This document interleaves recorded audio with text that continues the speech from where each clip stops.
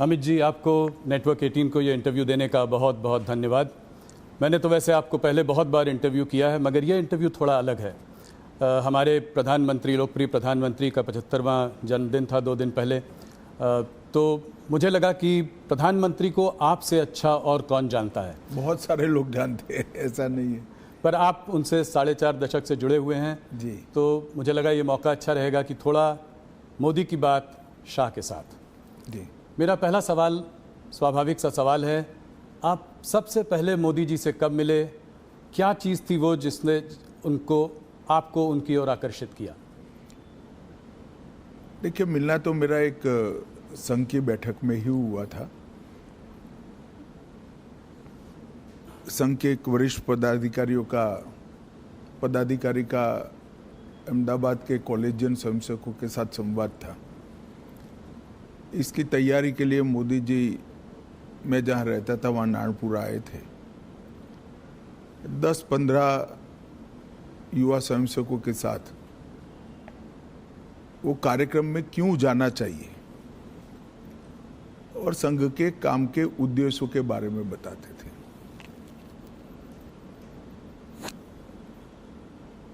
एक बिल्कुल अलग प्रकार से संघ के काम को मैंने उनसे सुना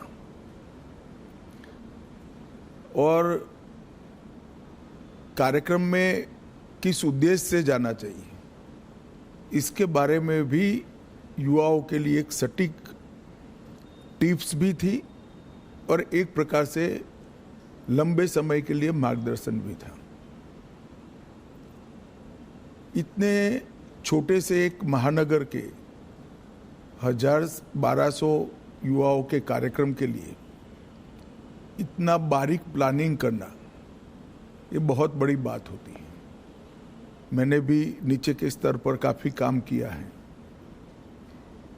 और वो ही बताता था, उस वक्त भी बताता था कि नरेंद्र भाई जो करते हैं वो मन से करते हैं और जो करते हैं वो अल्टीमेट उद्देश्य के साथ जुड़ा हुआ होता है और इसी के कारण बड़े बड़े परिणाम मिलते हैं। कमोबेश मेरे क्षेत्र के ही युवा थे, बहुत सारे युवा प्रभावित भी हुए थे, कार्यक्रम में भी गए थे और उसमें से काफ़ी लोग अलग अलग क्षेत्र में, कोई संघ में ही काम में आगे बढ़ा, कोई विद्यार्थी परिषद में बढ़ा, कुछ लोग भाजपा में बढ़े, अलग अलग काम में काफ़ी आगे भी बढ़े।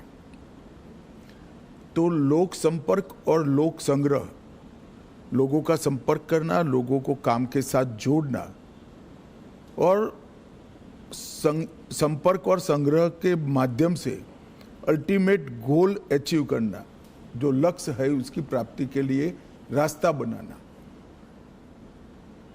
ये उस वक्त हम सब युवाओं के मन पर बहुत गहरी असर छोड़ गया और आगे चलकर इसके कई सारे उदाहरण उनके जीवन से इसी प्रकार के मिलते रहे, जिन्होंने आज दुनिया के सामने जो नरेंद्र मोदी जी है उसको बनाया। आपने प्लानिंग की बात करी तो 1995 तक भारतीय जनता पार्टी गुजरात में अपनी पूर्ण बहुमत के साथ कभी सरकार नहीं बनाई थी। उसके बाद लगातार आप लोग 7 चुनाव जीतते रहे। इसमें मोदी जी का क्या रोल रहा?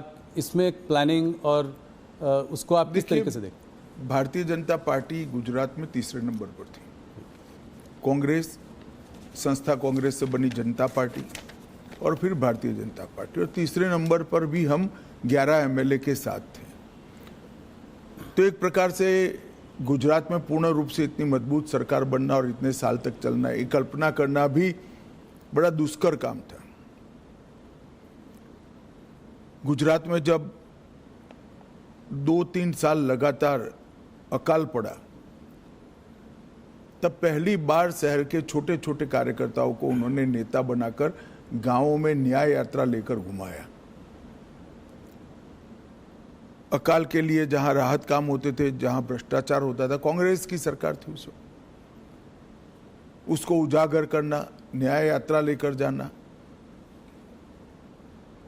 हर स्वयंसेवक, हर कार्यकर्ता लोगों के घरों से सुखड़ी, पुराने जूते, चना, ऐसी सूखी चीजें लेकर जाते थे जो अकाल के राहत काम में काम करते थे वो मजदूरों को पुराने जूते देते थे, चना सुखड़ी देते थे।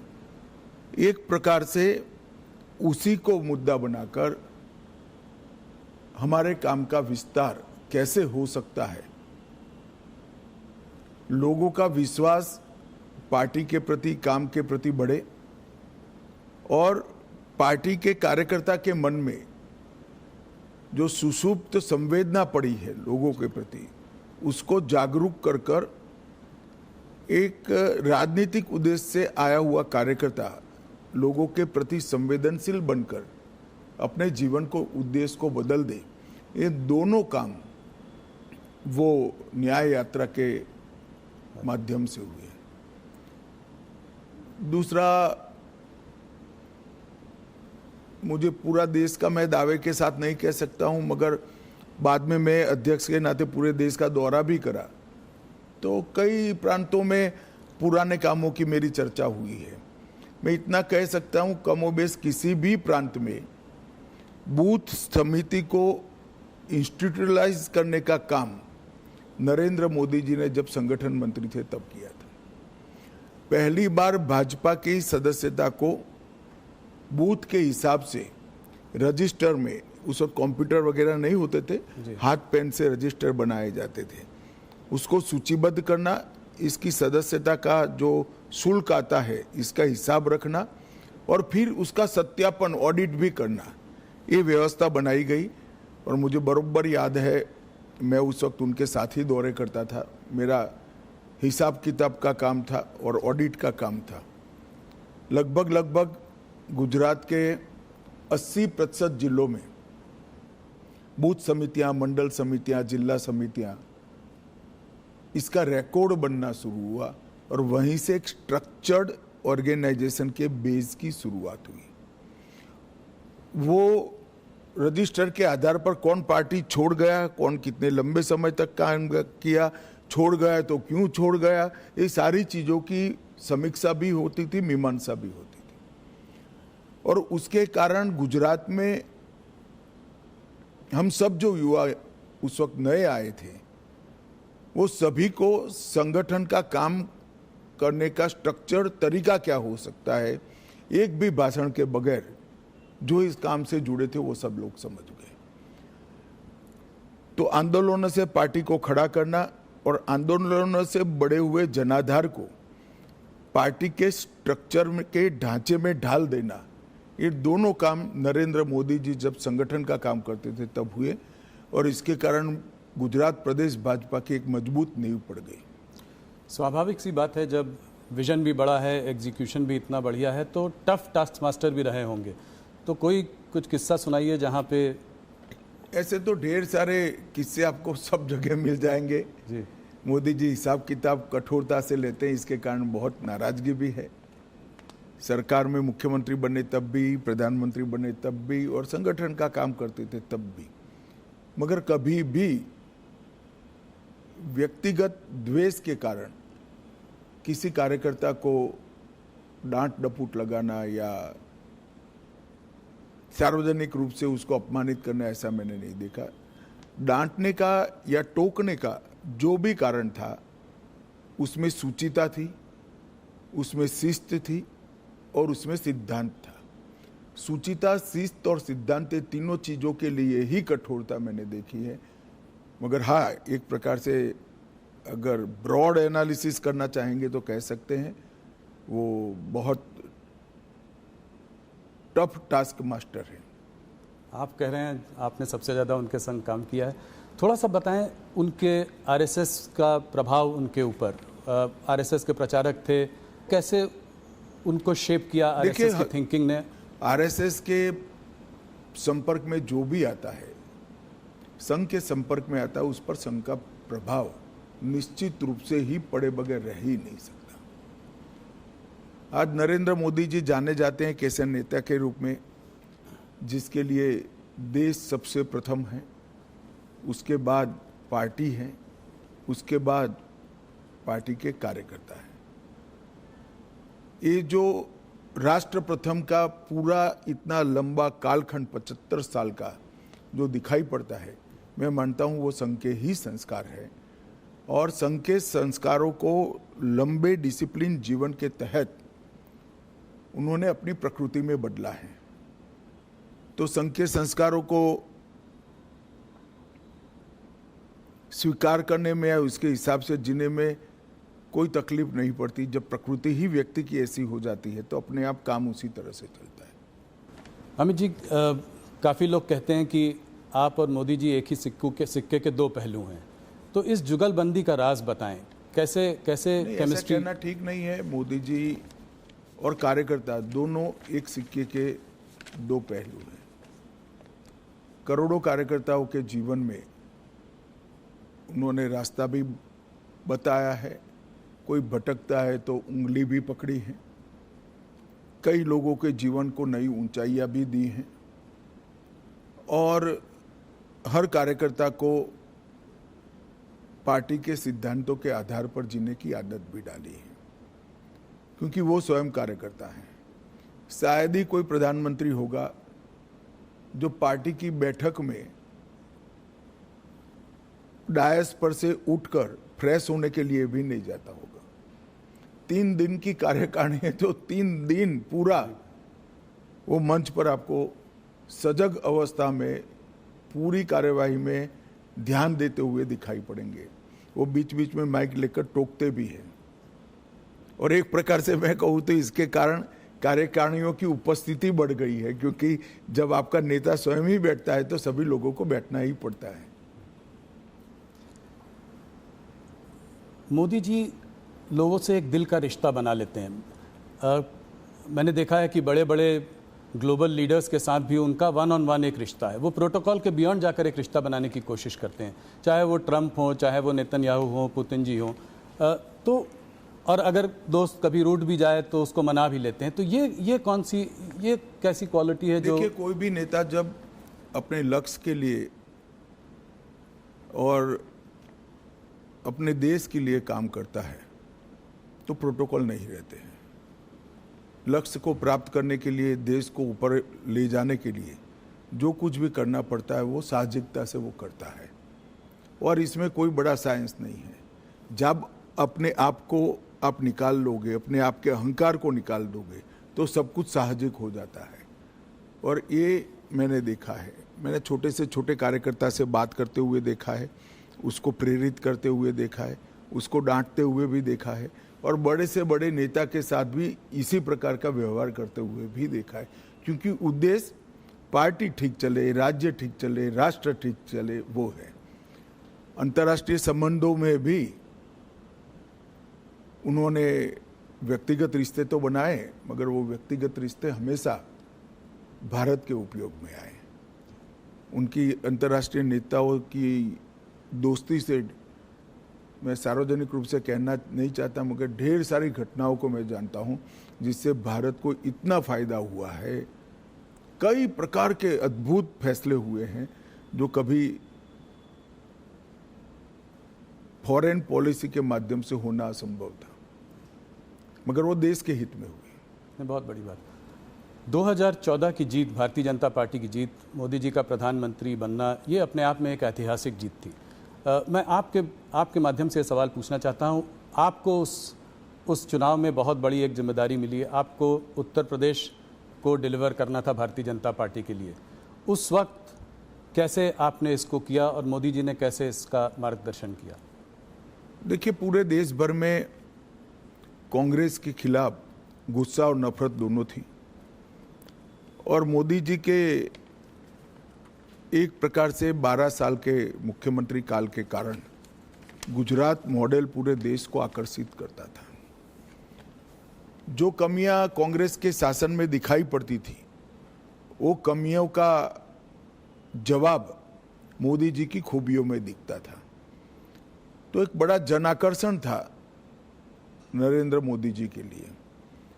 उत्तर प्रदेश में मेरे लिए जिम्मेदारी ये थी कि संगठन ठीक ठाक कर इस लोकप्रियता को वोट में कन्वर्ट करना और वोट को मतपेटी के अंदर कैद करना। और उत्तर प्रदेश में जातिवाद से ऊपर उठकर देश के हितों के लिए वोटिंग की पैटर्न लोगों के दिमाग में ठसाना। और मुझे लगता है कि भारतीय जनता पार्टी उत्तर प्रदेश में सफलता के साथ ये कर सकी थी। हमने मोदी जी देश बदल सकते हैं ये विश्वास भी खड़ा किया। देश बदलेगा, देश बदलना है तो उत्तर प्रदेश को बदलना ही पड़ेगा, इसलिए मोदी जी उत्तर प्रदेश बदल सकते हैं ये विश्वास खड़ा किया। और जातियों की भावना से ऊपर उठकर उत्तर प्रदेश और देश के भले के लिए वोटिंग करने की एक वोटिंग पैटर्न भी हम खड़ी कर पाए। इसके लिए सघन प्रवास, संगठन का रिपेयरिंग, ढेर सारी चीजें थी, मगर मुख्य मुद्दा मोदी जी की लोकप्रियता जो अर्जित हुई थी, मोदी जी से जो आस बनी हुई थी, वो आस को एनकेस करने का यंत्रणा खड़ी करना था। मुझे लगता है हम ठीक से कर पाए, इसलिए इतना अच्छा परिणाम हमें मिला। जहां एक तरफ मोदी जी इतने लोकप्रिय नेता हैं, ग्लोबल लीडर्स के संग भी उनका इतना अच्छा तालमेल है, ऑपोजिशन लीडर्स जैसे कि राहुल गांधी, ममता बनर्जी, ये लोग उनको तमाम तरीके से गाली देते रहते हैं, जलील करते रहते हैं, तो इसको आप कैसे देखते हैं? कोई उनको मौत का सौदागर बुलाता है, कोई। देखिए, एक दुर्भाग्यपूर्ण चीज है कि राजनीति सिद्धांतों की जगह व्यक्तिगत बातों पर ले जाने का प्रयास हुआ है। और राजनीति में जिस प्रकार की भाषा का प्रयोग होता है, मैं नहीं मानता वो हमारी डेमोक्रेटिक व्यवस्था को पुष्ट करेगी। लोकतांत्रिक व्यवस्था में स्तर विहीन राजनीति एक दीमक के समान होती है, जो लोकतांत्रिक व्यवस्था की जड़ों को खा जाती है। और मैं तो आपके कार्यक्रम के माध्यम से देश की जनता को यही अपील करना चाहता हूं कि ऐसी भाषा का जो प्रयोग करते हैं, इस प्रकार की राजनीति को जो बल देते हैं, ऐसे लोगों ने जनता ने दंड देना चाहिए। किसी भी व्यक्ति का भ्रष्ट आचरण हो तो वो उसकी व्यक्तिगत बात नहीं बनती है, सार्वजनिक होती है। उसके भ्रष्टाचार को उजागर करना वो विपक्ष का जिम्मेदारी भी है, परंतु चूंकि भ्रष्टाचार नहीं मिलता है, इसलिए स्तर बगैर की बातों को करना, गलत शब्द प्रयोग करना, जो भी आप बता रहे थे, और वहां तक कि मोदी जी की स्वर्गीय माता जी के लिए अपशब्द बोल देना, ये हमारी देश की लोकतांत्रिक राजनीति को पुष्ट नहीं करेगा। और मैं देश की जनता को जरूर कहना चाहूंगा कि ऐसे लोगों को दंडित करना चाहिए चुनाव के माध्यम से। पार्लियामेंट देश की सबसे बड़ी पंचायत है, वहां पक्ष और विपक्ष दोनों ने अपनी अपनी दृष्टिकोण से, अपने अपने सिद्धांतों की तहत देश के मुद्दों पर चर्चा करनी चाहिए। चर्चा करने से के लिए इससे बड़ा कोई मंच है नहीं। आप पहले दिन से ही पार्लियामेंट को बिखेर देने का प्रयास करोगे और वंदे मातरम होगा तब तक बिखेरते रहोगे, और फिर कहोगे कि हमें बोलने नहीं देते हैं। बोलने का समय स्पीकर साहब देंगे तो आप वॉकआउट कर जाओगे, बोलने का समय देंगे तो आप राजकीय तंज लगाने में समय जाया कर दोगे, मुद्दों पर बात नहीं करोगे, पार्लियामेंट चलाने के नियमों को नहीं मानोगे, और फिर कहोगे कि हमें बोलने नहीं देते, तो पार्लियामेंट फ्रीस्टाइल तरीके से नहीं चल सकती। पार्लियामेंट चलाने के नियम बने हैं और उनके परनाना और दादी के समय से बने हुए हैं, राहुल जी के। उस नियमों से ही पार्लियामेंट चल सकती है। और आदर्श सांसद वो ही होता है कि वो जो नियमों के फ्रेमवर्क में अपनी बात को सटीक तरीके से रख पाए। खैर, मेरी ये सब बातों का असर नहीं होने वाला है, मगर मैं देश की जनता को ये कहना चाहता हूं कि मोदी जी ने multi party parliamentary democratic system को पुष्ट करने के लिए हमेशा आग्रह रखा है कि संसदीय शुचिता और पार्लियामेंट्री डिसिप्लिन ये दोनों का पालन किया जाना चाहिए।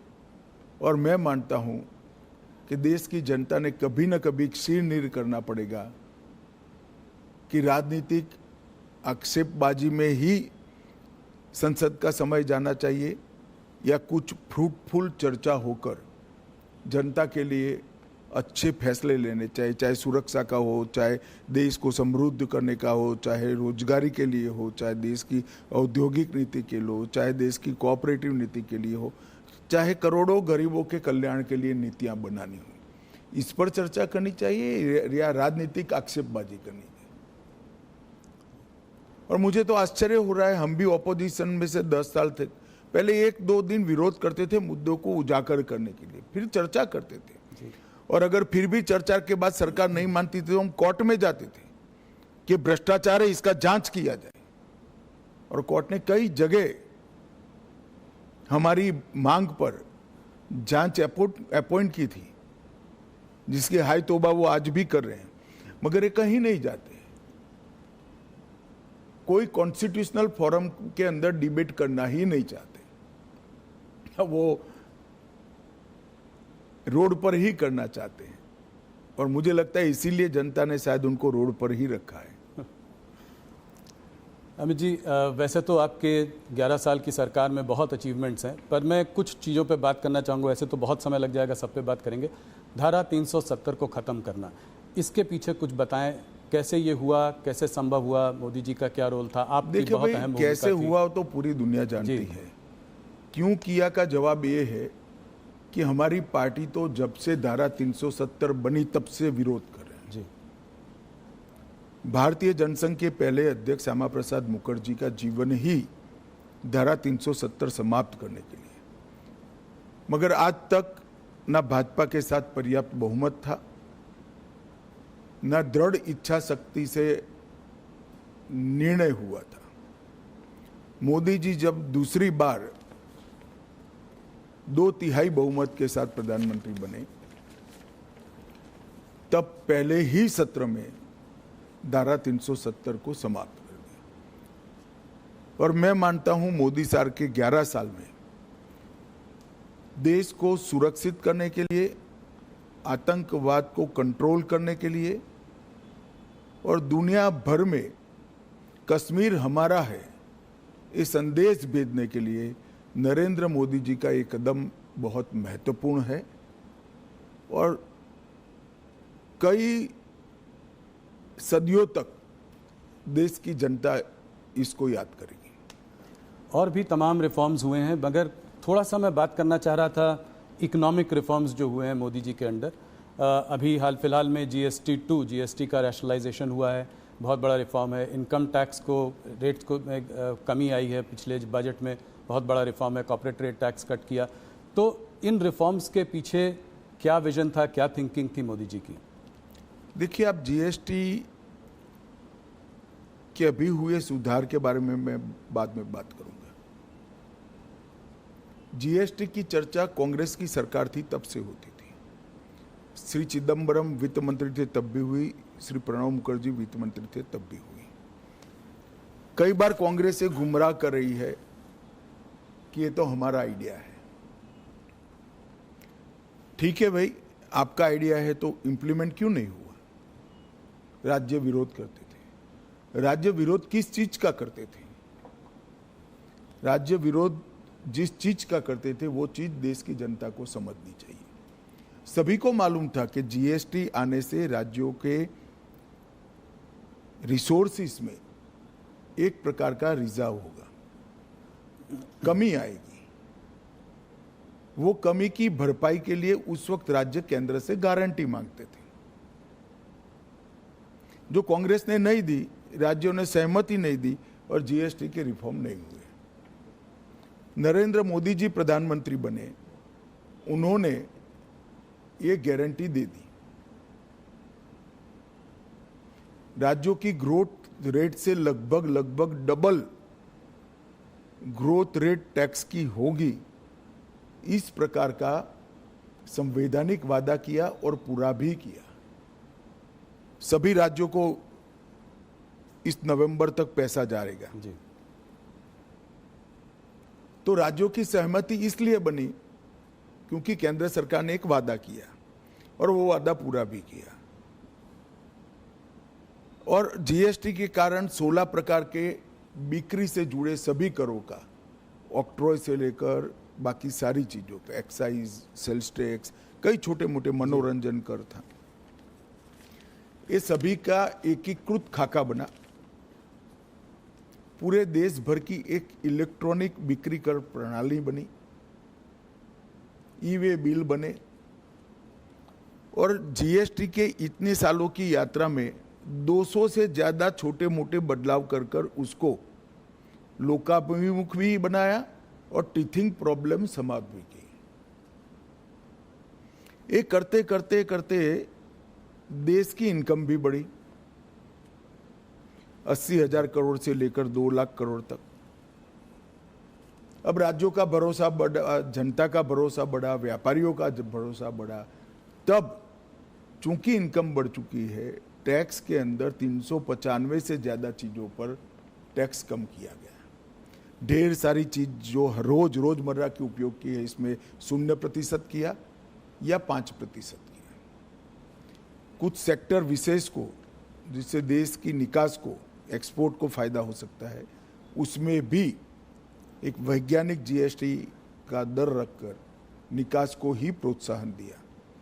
जो रोजगारी से जुड़े हुए क्षेत्र थे, किसानों से जुड़े हुए क्षेत्र थे, लोगों के स्वास्थ्य से जुड़े हुए क्षेत्र थे, वो सभी को टैक्स में कटौती कर दी।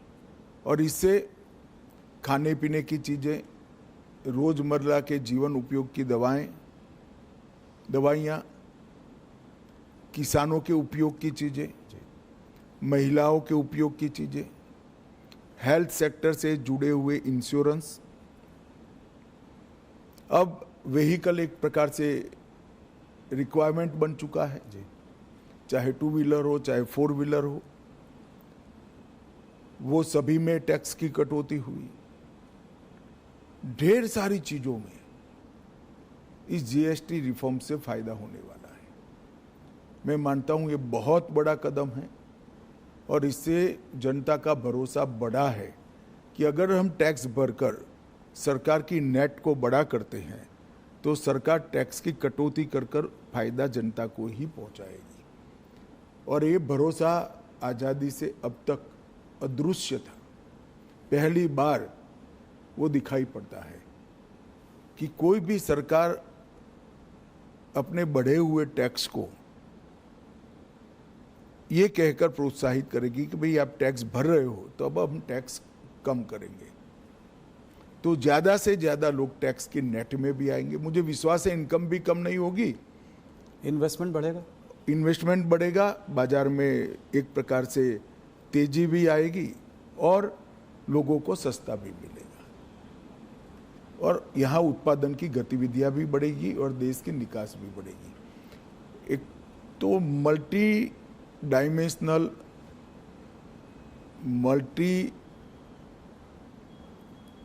मतलब हर सेक्टर को बेनिफिट देने वाला ये सुधार जो किया है, ये अब तक का बहुत बड़ा सुधार माना जाएगा। आप लोगों को पिछले 11 सालों में कभी कभी टफ सिचुएशन से भी गुजरना पड़ा है, कठोर निर्णय लेने पड़े हैं, बालाकोट में एयर स्ट्राइक, अभी हाल में ऑपरेशन सिंदूर। तो क्या मैसेज भेज रहे हैं आप इससे?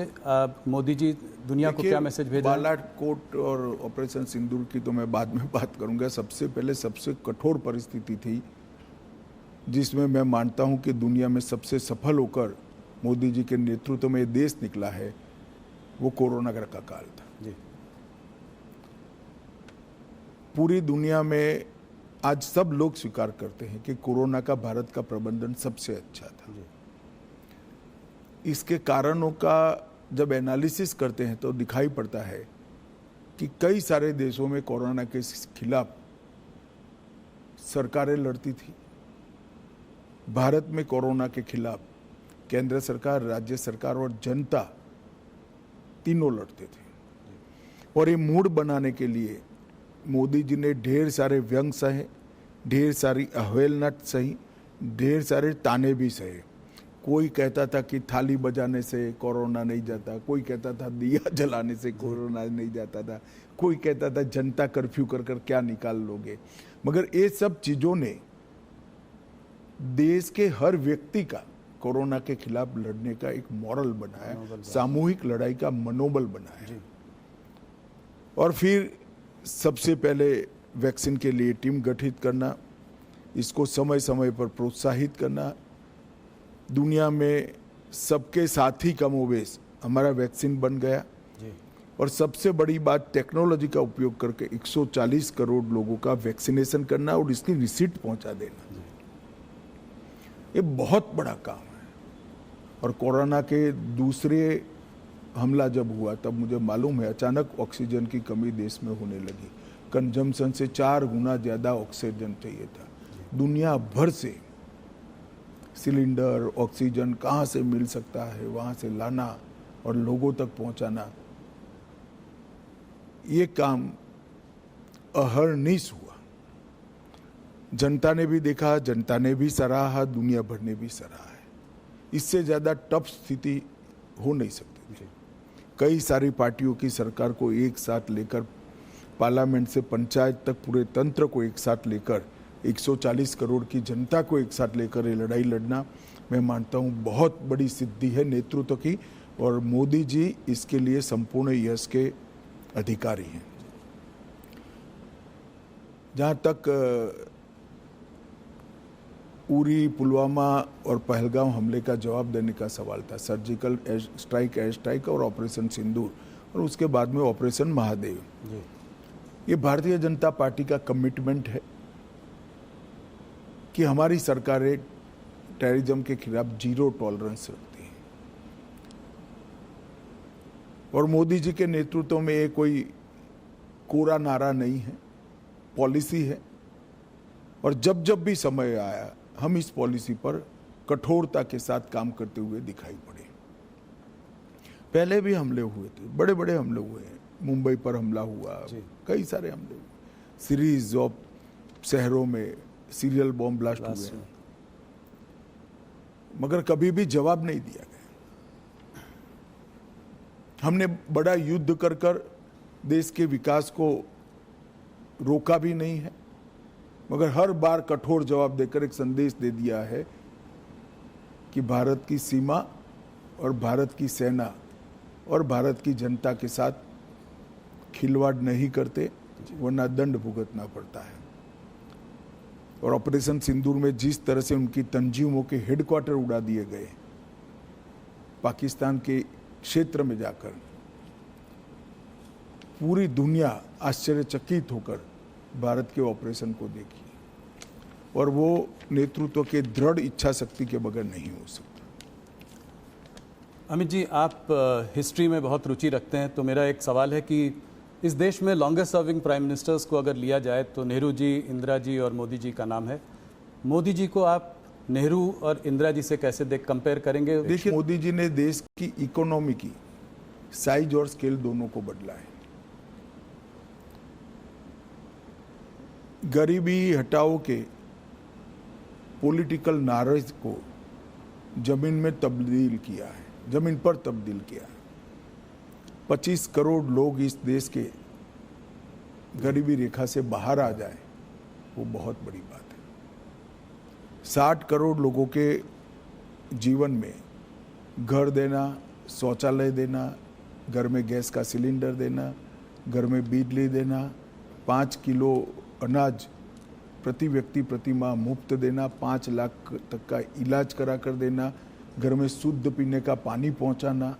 एक 11 साल के अंदर 60 करोड़ लोगों के जीवन स्तर को इस तरह से उठा लेना, इसके जीवन को परिवर्तित करना, जिसकी वो पीढ़ियों से राह देख रहा था, मैं मानता हूँ ये बहुत बड़ा उपलब्धि है। देश की सेनाओं को आधुनिक करना, देश को सुरक्षित बनाना, मेक इन इंडिया का स्वप्न साकार करना और देश के अर्थतंत्र को 11वें नंबर से 4थे नंबर पर पहुंचा देना और 2047 में महान भारत की रचना का संकल्प सिर्फ नेतृत्व का नहीं, 140 करोड़ लोगों का विश्वास जगाना कि 2047 में भारत महान होगा, दुनिया में सर्वोच्च स्थान पर होना, ये अपने आप में बहुत बड़े अचीवमेंट है। मूल्यांकन तो इतिहास ही करेगा, मगर मैं मानता हूँ शायद भारत में किसी भी प्रधानमंत्री ने एक दशक के काम में इतनी सारी सिद्धियां प्राप्त नहीं की है। ढेर सारी चीजें मेरी बोलने में छूट भी गई होगी हर क्षेत्र के अंदर, चाहे शिक्षा नीति बनाना हो, चाहे विदेश नीति के अंदर रीढ़ की हड्डी इम्प्लांट करनी हो, ये सभी चीज़ों में मोदी जी ने बहुत अच्छे तरीके से देश के हर नागरिक का गौरव बढ़ाया है, इसके सर को ऊंचा किया है। किसी लीडर की आपको याद दिलाते हैं वो, कोई बड़े व्यक्तित्व की? ऐसे कंपैरिजन करना ठीक नहीं है। सभी लोग अपने अपने समय में बड़े होते हैं, सभी का अपने काम करने का तरीका होता है, मगर जहाँ तक अचीवमेंट का सवाल है, मोदी जी के समय में सबसे ज़्यादा हुए। अमित जी, आपने मोदी जी पर इतनी सारी बातचीत कही, बहुत बहुत धन्यवाद। आप हमसे आज जुड़े इसके लिए बहुत नमस्कार जी।